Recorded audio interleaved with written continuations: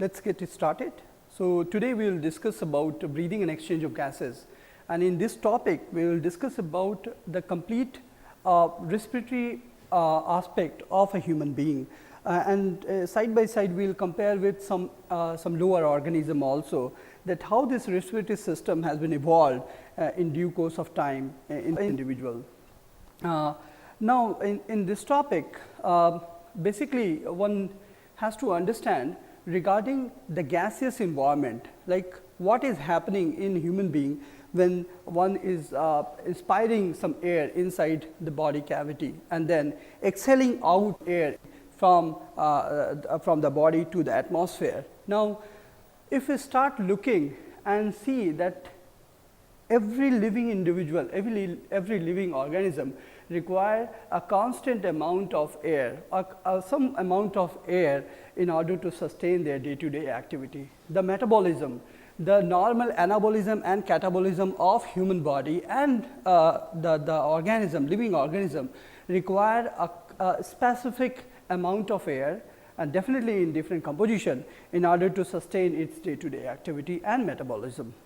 So, we will discuss in detail about those gaseous element, what is the composition of atmospheric gaseous element, how the body system is taking those gaseous element, what is the mechanism of those exchange of gases from the environment to the body system, and then finally, we will see that how this mechanism works in case of higher organism, taking human being as an example, and then we will go in detail about the function and anatomical physiological aspect of our human lung.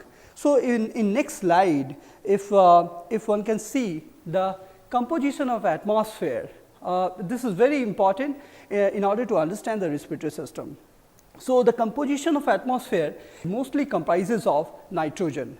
So, nitrogen is approximately 78% of the total atmospheric content.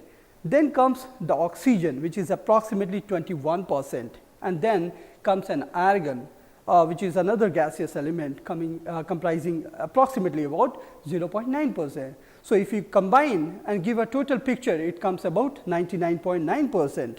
Now, some trace elements are also there, trace gaseous elements are also there, which comprise the total concentration of those trace elements are trace gases are approximately 0.1%. Now, this 0.1% includes methane, helium, neon, ozone, nitrous oxide and carbon dioxide. Now, in this topic we will try to cover mostly oxygen and carbon dioxide.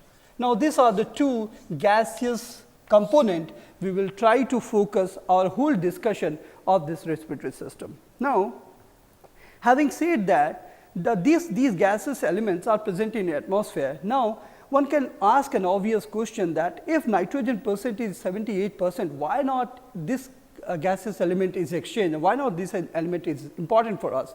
Now, as such, if we consider this nitrogen, this is incredibly inert material, it do not want to change itself. So, whatever we are breathing nitrogen in is coming out also, very less kind of fluctuation or modulation in between the inspired air and the expired out air. So, inspired is something which is we are taking in, and expired is something which we are breathing out. So, this nitrogen is very inert, it is very stable in nature, and that is why this atmospheric nitrogen is not used in normal physiological aspect in human body.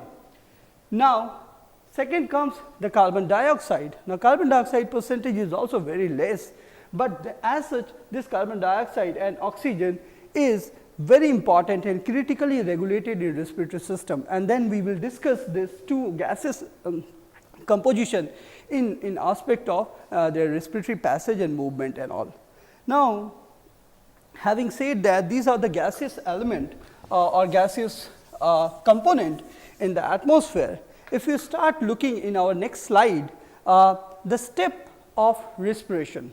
Now, these are some critical steps of respiration. So, what is happening in this step of respiration, that we are focusing our content. So, suppose the air is coming from the atmosphere and coming into the system, and the system is body. either human body or the body of lower vertebrate, invertebrates and other organism, living organism. Now, this composition of air is coming inside. To take this composition inside the body cavity, I am just giving an example of human being here right now.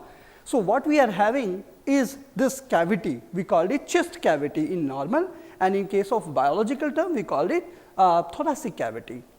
Now, this thoracic cavity which is comprising this kind of equipment which we will learn later as lung is basically require a ventilation, right. So, what will happen eventually, this will undergo a pulmonary ventilation, anything related to pulmonary. So, the terminology, if you go and check the slide again, the terminology is called pulmonary. Pulmonary is very specific term related to lungs. So, anything related to lungs we called it pulmonary. Now, this pulmonary ventilation is very important in order to take the oxygen content inside the body cavity, inside our human body. Now, the next step is after getting this air inside the body, we need to get it diffused. Now, diffusion is another process where the oxygen content or carbon dioxide content whatsoever is there is coming in the body. Either it will be diffused into the body system or from the body system it will diffuse out into the cavity. Now, we will again discuss this one. This is just to give you a better understanding that what we will discuss in further class lectures. So, the next step is diffusion, and next after diffusion, so suppose we have air in either in the blood vessel and then we have air in lungs. So, we have air in lungs and we have air in blood. Now, this air requires transportation. Now, this transportation is the next phenomena. So, then the whole passage, whole content, oxygen content and carbon dioxide content is basically transported through these two area after diffusion, and later on very important to maintain this all process, right. So, the first one is pulmonary ventilation, next one is diffusion and the third one is transportation. To regulate this, we need to regulate the ventilation, we need to really regulate the whole respiratory movement. So, if we go and again look into the step of respiration, we will see that we have first pulmonary ventilation, diffusion, transportation and definitely the finally regulating the complete ventilation process of human being as well as in lower vertebrate also. Okay. Now, we will go in detail about this respiration. Now, we are calling it the chapter title stands for